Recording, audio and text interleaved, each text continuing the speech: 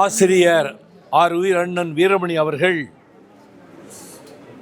தமிழ் இலக்கியத்திற்கும் தமிழ் நாட்டிற்கும் பொது வாழ்வுக்கும் இலக்கணம் வகுத்த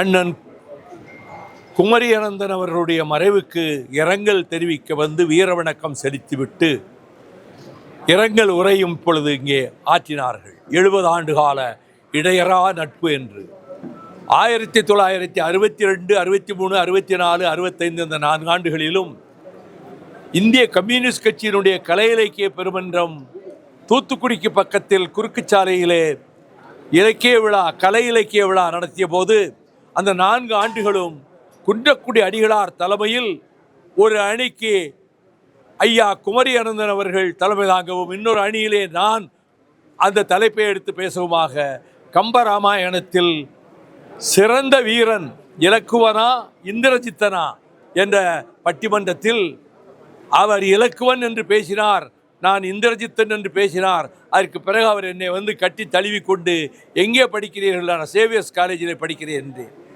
பேச்சு எனக்கு ரொம்ப பிடித்திருந்தது. வருடம் தவறாமல் வந்து விடுங்கள் என்று சொன்னார். அவர் ஊழலற்ற நேர்மையான பத்தரை மாற்று பசும் தங்கமான தூய்மையான அரசியல்வாதி, நேர்மையான இலக்கியவாதி. அவர் 3 முறை கடற்கரை குமரியிலிருந்து சென்னை வரை நடந்து வந்தபோது ஒரு முறை மிகவும் உடல்நலம் பாதிக்கப்பட்டு செங்கல்பட்டுக்கு அருகிலே அங்கிருந்து மருத்துவமனைக்கு கொண்டு செல்லப்பட்டார். மீண்டும் நடைபயணம் அதே போல குமரியிலிருந்து சென்னை வரை நடைபயணம் வந்தார். நான் மதுவை எதிர்த்து நான் குமரிக்கரையிலே இருந்து நடைபயணம் வந்தபோது திண்டிவனத்தில் என்னை சந்தித்து 12 கிலோமீட்டர் என்னோடு நடந்து வந்தபோது, அண்ணா உங்களுக்கு உடல்நலம் கவனிக்கப்பட வேண்டிய ஒன்று, நீங்கள் இவ்வளவு நடந்தாலே போதும் என்று சொன்னதற்கு கூட கேட்கவில்லை.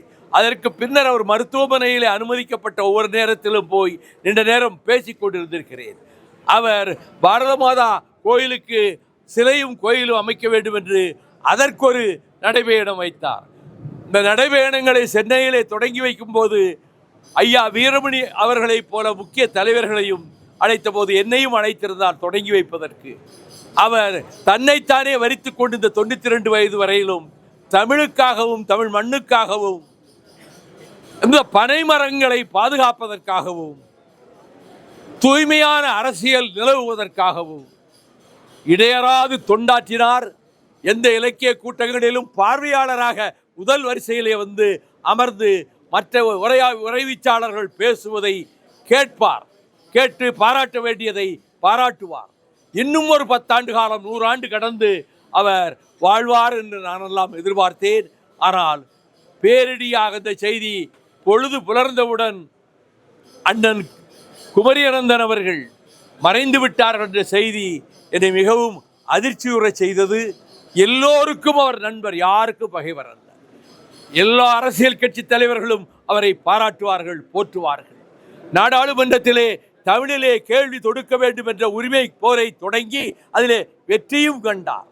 நாடாளுமன்றத்திலே தமிழிலே கேள்வி கேட்கலாம் என்ற அந்த உரிமையையும் அவர்தான் பிரச்சனையாக்கி அதை நிலைப்படுத்தியதனால் இன்றைக்கு தமிழிலும் கேள்வி கேட்க முடிகிறது.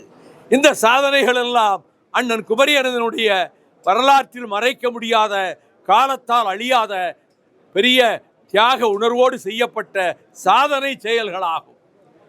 அண்ணன் குமரி அனந்தன் தமிழர்கள் நெஞ்சில் வாழ்கிறார், உலகு வாழ் தமிழர்கள் நெஞ்சில் வாழ்கிறார், இலக்கிய விற்பன்னர்களுடைய நெஞ்சிலே வாழ்கிறார்.